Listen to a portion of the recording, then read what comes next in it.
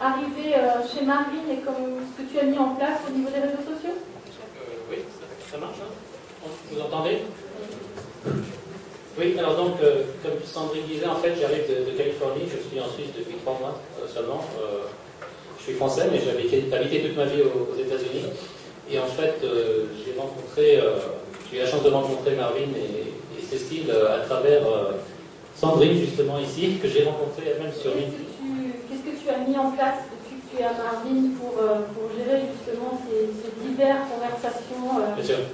Ben, écoute, comme tu sais bien, d'abord on a commencé par complètement refaire le site web, donc évidemment ce dont tu parlais là, récemment, le Mood Generator, tout ça. On a mis en place un blog, donc ça c'est notre moyen de communiquer d'une façon bidirectionnelle avec le client directement. Évidemment, on a cherché tout de suite à d'abord à examiner où ça se passait sur Facebook, comment.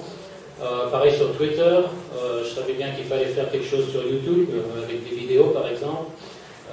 Donc, essayer de trouver tous les endroits, tous les points de social media où il est important pour une marque comme Marvin d'être présent, à savoir retrouver les gens qui sont intéressés dans l'horlogerie. Et ceux qui connaissent l'horlogerie, ceux qui ne la connaissent pas forcément, mais qui ont envie de la découvrir. Donc, c'était la première approche, c'était d'abord de savoir où ils sont ces gens. Ensuite, de trouver sur l'Internet, sur le web, qui sont les grands influenceurs, les gens qui, quand ils parlent d'une marque, influencent les gens qui les écoutent, donc les blogueurs importants, par exemple, de les identifier déjà, de commencer à créer des rapports avec eux, parce que beaucoup du travail, en fait, c'est pas seulement technique, mais c'est aussi beaucoup de la relation humaine. Donc, rencontrer ces gens, leur parler, leur présenter la marque, avoir un rapport personnel avec eux. Et jusqu'ici, ça a bien porté ses fruits, car on a quand même eu pas mal de très bons buzz, beaucoup de bonne presse, avec des blogs très très importants, non seulement aux US, mais en Europe, en Australie par exemple aussi. Donc tout un travail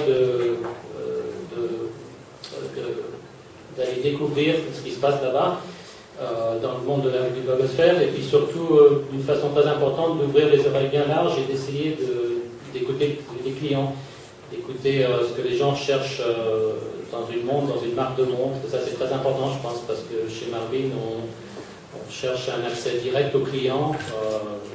Dans l'horlogerie généralement, d'après ma toute petite expérience, les marques s'adressent beaucoup aux distributeurs, ils sont structurés de telle façon, mais l'approche qui parle directement au client et qui écoute le client et qui demande au client en fait finalement qu'est-ce que vous voulez, qu'est-ce qui ne va pas dans le monde de l'horlogerie, qu'est-ce qui vous ferait plaisir qu'on fasse.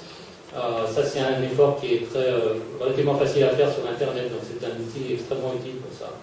Donc voilà, c'est des choses qu'on a mis en place, c'est pas seulement pour parler, mais c'est aussi pour écouter. C'est ça qui est très très important à mon avis. La chose qui nous fait vibrer chez Marvin et que j'essaye de faire partager, que j'essaye de donner, c'est d'être surpris. Je pense que ce qui est très important, ce sur quoi on essaye d'accrocher, c'est de surprendre.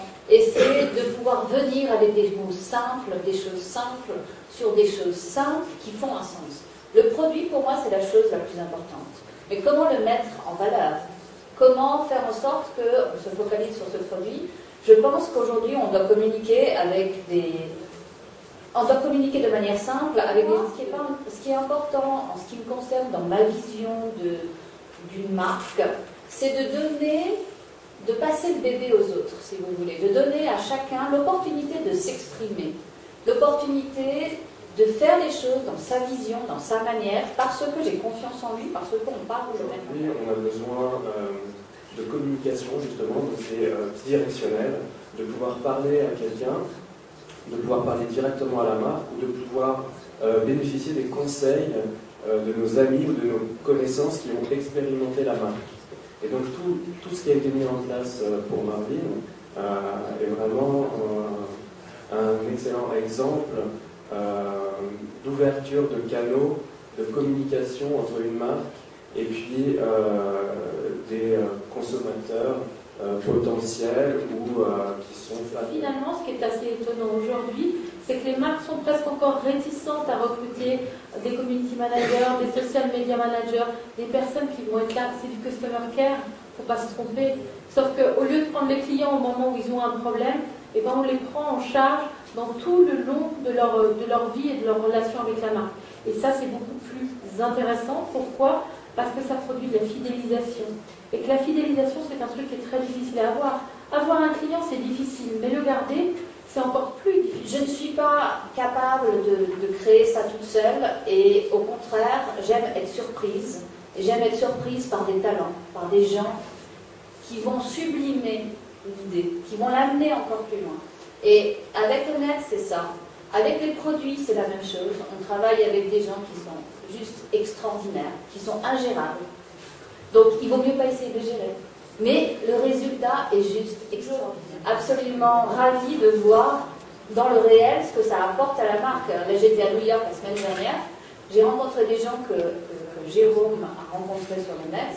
C'est juste des gens qui sont exactement en phase avec ce qu'on fait. Donc je ne les aurais jamais approchés de moi-même. C'est le net qui a permis ça. Donc plutôt qu'un moyen, moi je vois ça comme étant un... Finalement, moi ce que je voudrais donner comme conclusion à ce que nous on a fait comme travail, c'est que le seul luxe que l'industrie horlogère ou l'industrie du luxe ne s'est pas encore permis, c'est celui de simplement discuter avec ses consommateurs. Et c'est ce qu'on fait aujourd'hui nous à Net Influence et avec un. Voilà. Je vous remercie.